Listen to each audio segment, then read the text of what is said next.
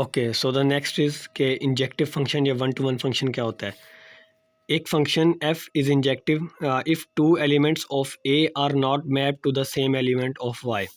For example, एक हमारे पास set a है और एक सेट b है, और इसके अंदर हमारे पास एलिमेंट्स हैं 1 2 3 4, और इसके अंदर हमारे पास एलिमेंट्स हैं 5 6 7 8। अब ये इनका सबका किसी के साथ भी रिलेशन बन जाए तो वो फंक्शन तो होगा। अब वो उस फंक्शन को वन टू वन कैसे होना है, तो उसको कैसे चेक करते हैं वो हम इसमें देख लेते हैं। अब वो कहता है कि इसका कोई भी एलिमेंट किसी भी के साथ भी अगर बना ले तो वो फंक्शन तो बन जाएगा। ये सीधे कर दिए बट उल्टे पुल्टे भी हो सकते हैं। तो ये अगर बन जाएगा, बट दो एलिमेंट, ये एक सिंपल फंक्शन है, ठीक है। फॉर एग्जांपल, अगर ये 3 इसके साथ भी मैप कर जाता है, 3 इसके साथ मैप करने के बजाय इसके साथ मैप कर जाता है, तो वो वन टू वन नहीं होगा। वन टू वन क्या कहता है कि इसकी मैपिंग तो होनी चाहिए लाजमी, लेकिन किसी बी के अंदर कोई दो एलिमेंट ऐसे ना हो जो कि ए के मल्टीपल एलिमेंट्स के साथ वो करते हो। मतलब बी के किसी भी एलिमेंट को दो रिलेशन नहीं मिलने चाहिए, फिर वन टू वन फंक्शन होगा। इसका भी वन, उसका रिलेशन उसके एक वन के साथ हो, और इस वन का रिलेशन इसके वन के साथ ही हो, और मतलब ये इनका एक दूसरे के साथ ही हो। ऐसा ना हो कि 8 का 3 के साथ भी बन रहा है और 8 का 4 के साथ भी बन रहा है, नहीं हो सकता, ऐसा हो ही नहीं सकता। और अगर 1 5 के साथ बनाता है और 6 के साथ बनाता है, फिर तो वो फंक्शन ही नहीं है। अगर 1 5 के साथ बना लेता है और 2 भी 5 के साथ बनाता है, तो फिर ये वन टू वन फंक्शन नहीं होगा। फंक्शन तो बन जाएगा ये, ठीक है, बट ये वन टू वन फंक्शन नहीं होगा, वन टू वन, और यह इंजेक्टिव फंक्शन नहीं होगा। तो फॉर एग्जांपल, अगर सेकंड केस देखते हैं हम कि 1 2 3 4, ठीक है, और यहाँ पे 3 4 5 6, ठीक है, A to B।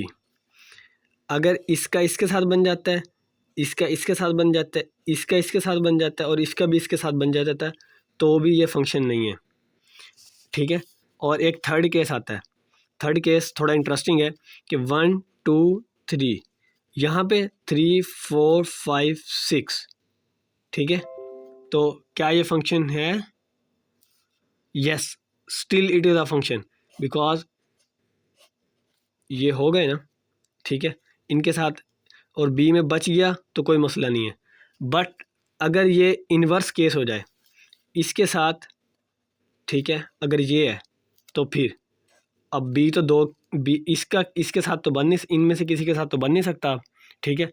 तो अब ये फंक्शन ही, ये वन टू वन फंक्शन नहीं बनेगा। इस करंट सिनेरियो में ये फंक्शन ही नहीं है, बिकॉज ए का को एक एलिमेंट किसी के साथ भी रिलेशन में नहीं है, ठीक है। और अगर वो किसी के साथ भी रिलेशन में आता है तो वो बी के पास दो हो जाएंगे, तो वो वन टू वन फंक्शन नहीं हो सकता। तो इससे हमें क्या सबक मिलता है?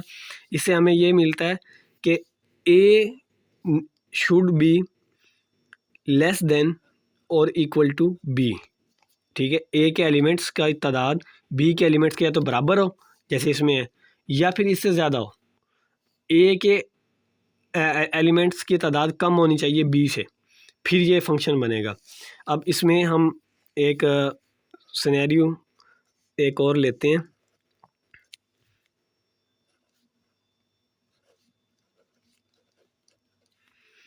अब इसने एक रिलेशन बना लिया, ठीक है, इसके साथ इसके पास कितनी चॉइसेस थी? 1 2 3 4 5, ठीक है, बट इसने एक रिलेशन बना लिया, तो अब चॉइसेस कितनी बच गई हैं? 2 के लिए 1 2 3 4, अब चॉइसेस 4 हैं, तो 4 में से एक इसने भी एक बना लिया, और फिर 3 के लिए 3 चॉइसेस हैं बस।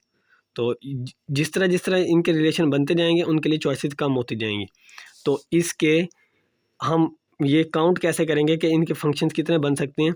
उसके लिए हम y -1 फिर y माइनस 2, इस तरह करके एंड तक चलेंगे। तो इसको हम जेनेरिक फॉर्म में कैसे लिखेंगे कि इसको फॉर एग्जांपल इसके एलिमेंट्स की तादाद है x और इसके एलिमेंट्स की तादाद है y, ठीक है। तो इसको जेनेरिक में लिखेंगे कि x की परमुटेशन हो y के थ्रू, ठीक है। x के इंडेक्स के हिसाब से वो y उसमें से निकलता जाए, तो इसमें इसका इस तरह से फार्मूला बन सकता है, राइट। सो ये था इंजेक्टिव फंक्शन का कॉन्सेप्ट।